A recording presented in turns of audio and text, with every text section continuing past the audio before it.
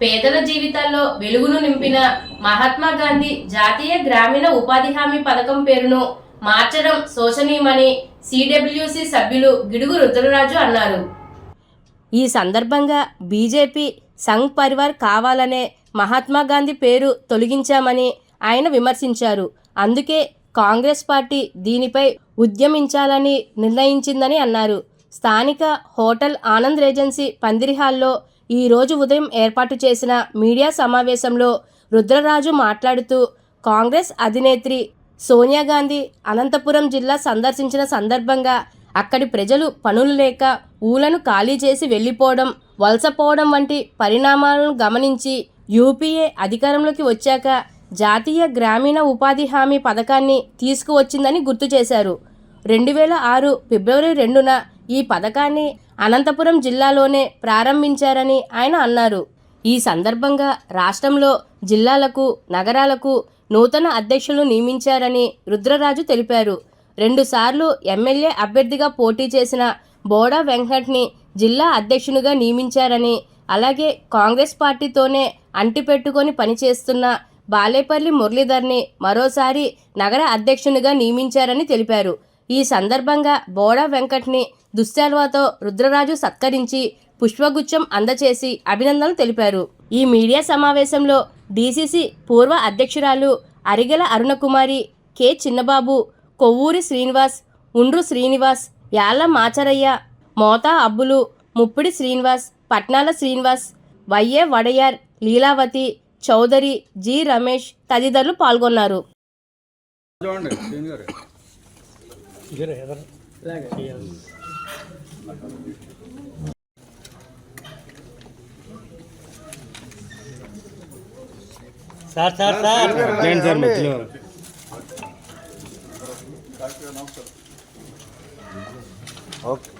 Okay.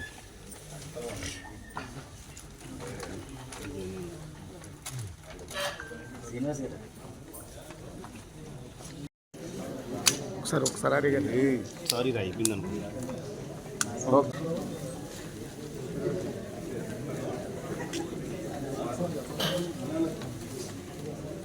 Sir ఒకసారి రాంకృష్ణ ఒకసారి. Okay. మాట్లాడితే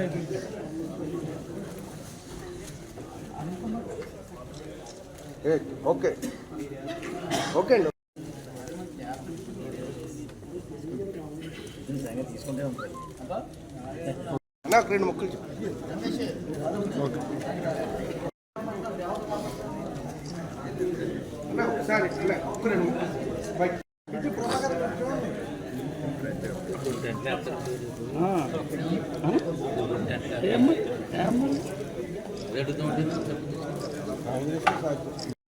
నుంచి ఇప్పటి వరకు కూడా ఉపాధి హామీలు ఎవరైతే పనిచేస్తారో వాళ్ళకి డబ్బులు ఇవ్వట్లేదు.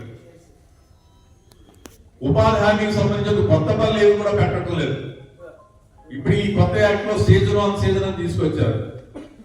ఉపాధి హామీ పథకం ద్వారా మనం ఎసెట్స్ క్రియేట్ చేసుకున్నాం, గ్రామీణ రోడ్ల నిర్మాణం చేసుకున్నాం. ఉపాధి హామీ పథకం ద్వారా గ్రామీణ ప్రాంతాలను అభివృద్ధి చేసుకున్నాం, లింక్ రోడ్లు వేస్తున్నాం. ప్రధానంగా లోపల ఉండేటువంటి లింక్ రోడ్స్ అన్ని కూడా రైతుకి ధాన్యం పండించిన తర్వాత బయటకు తీసుకురావాలంటే లింక్ రోడ్స్ ఉండాలి.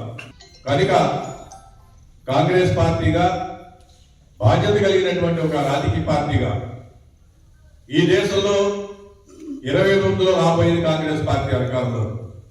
రాహుల్ గాంధీ గారు ఈ దేశానికి ప్రధాని కాబోతున్నారు. తప్పనిసరిగా కాంగ్రెస్ పార్టీ అధికారంలోకి వచ్చిన తర్వాత గతంలో ఏ విధంగా అయితే పార్లమెంట్ లో మేము చట్టాలు చేశామో ఆ చట్టాన్ని మరింత మెరుగైనటువంటి విధంగా, అంటే ప్రధానంగా రైతు కూలి ఇద్దరు కూడా 2 కళలాంటి వాళ్ళు కాంగ్రెస్ పార్టీ. గ్రామాల్లో రైతులు కూడా చాలా ముఖ్యమన్నారు. ఈ రైతు కూలీని బేరుజు వేసుకుని దీన్ని అగ్రికల్చర్కి, వ్యవసాయానికి అనుసంధానం చేసి ఈ యాక్ట్ మేము మార్చబోతున్నాం. లేటెస్ట్ గా మేము తీసుకున్నటువంటి అమెండ్మెంట్ ప్రకారం ఆల్రెడీ ట్రైబల్ ఏరియాలో కాంగ్రెస్ పార్టీ అధికారంలో ఉన్నప్పుడే ట్రీ ప్లాంటేషన్ కి దీన్ని అనుసంధానం చేయడం జరిగింది. రెక్కాడితే కానీ డొక్కాడినటువంటి శ్రామిక వర్గం ఎవరైతే ఉంటారో, రోజువారీ కూలీలు ఎవరైతే ఉంటారో, ఆ 300, 500 మీద బతికే వాళ్ళు ఉంటారు. వాళ్ళకు కూడా ఈ దేశంలో మనం ఆలోచించాలి. ఎందుకంటే వెల్ఫేర్ స్టేట్, సంక్షేమ దేశం, సంక్షేమ రాజ్యం. ఈ సంక్షేమ రాజ్యం అనేటువంటిది మహాత్మా గాంధీ గారి ఆలోచన ప్రకారం గ్రామాలు బాగోవాలి, గ్రామ స్వరాజ్యమే దేశ స్వరాజ్యం, ఇవన్నీ చెప్పారు. కాబట్టి తప్పనిసరిగా కాంగ్రెస్ పార్టీ అధికారంలోకి వచ్చిన వెంటనే తిరిగి ఈ పథకానికి మహాత్మా గాంధీ గారి పేరు పెట్టడం, అదేవిధంగా గత యూపీఏ ప్రభుత్వం చేసినటువంటి యాక్ట్ ఏదైతే ఉందో, హక్కు ఏదైతే ఉందో, తిరిగి అదే హక్కుని పేదవాళ్ళందరికీ కూడా ఇవ్వడం జరుగుతుంది.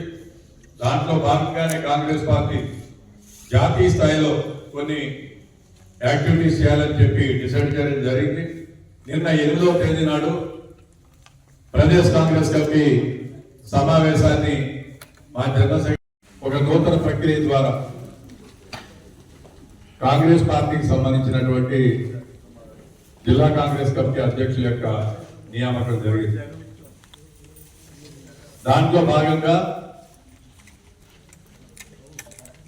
ఈస్ట్ గోదావరి జిల్లాకు సంబంధించి విద్యార్థి నుంచి ఎన్ఎస్ఏ, యువజన కాంగ్రెస్ 2 పర్యాయాలు శాసనసభ్యులుగా కంటెస్ట్ చేసి పార్టీకి నిబద్ధతతో ఉన్నటువంటి మిత్రులు బోడా వెంకట గారిని అపాయింట్మెంట్ చేయడం జరిగింది.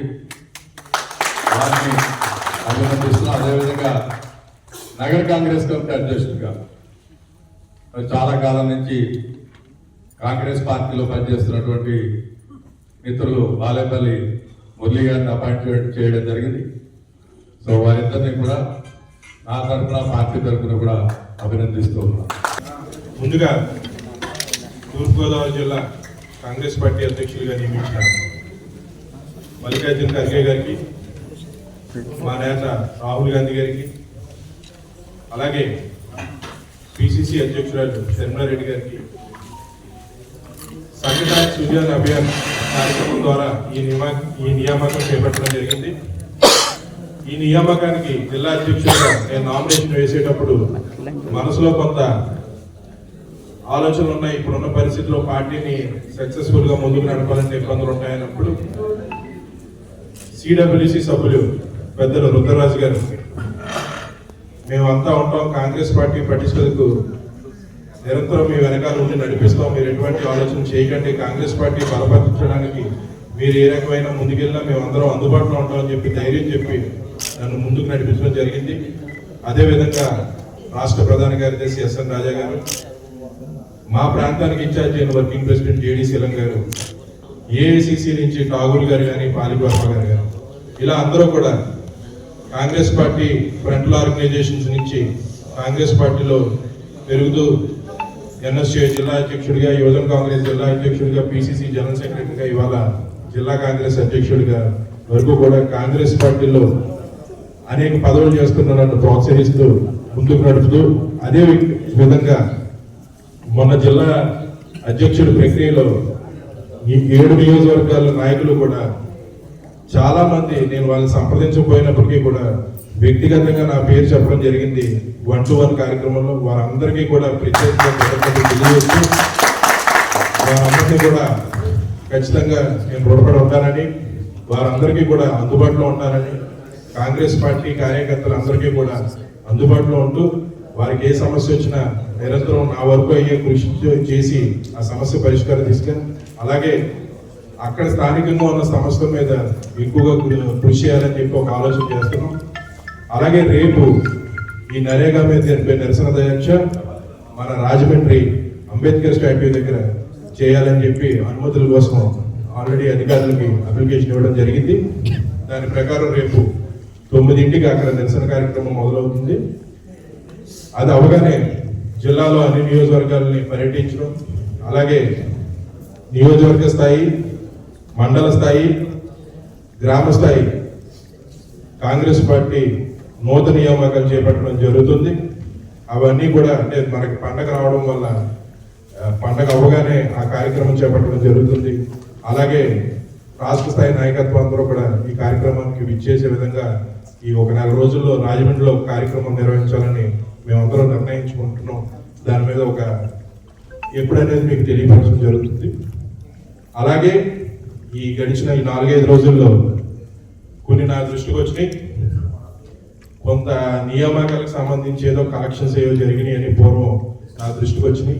నేను పూర్తిగా చెప్తున్నాను, ఇకపైన కలెక్షన్స్ వల్ల పదవులు ఎటు పరిస్థితుల్లో రావు. ఎవరైతే పనిచేస్తారో వాళ్ళు సెలెక్ట్ చేయడం జరుగుతుంది తప్ప కలెక్షన్స్ చేస్తే మాత్రం కాంగ్రెస్ పార్టీ తూర్పుగోదావరి జిల్లాలో పదవులు రావని చెప్పి మీ అందరికీ తెలియజేస్తూ, వీళ్ళందరికీ కూడా అందుబాటులో ఉండి నా వంతు కాంగ్రెస్ పార్టీకి కృషి చేసి అభివృద్ధి చేయగలుగుతానని చెప్పి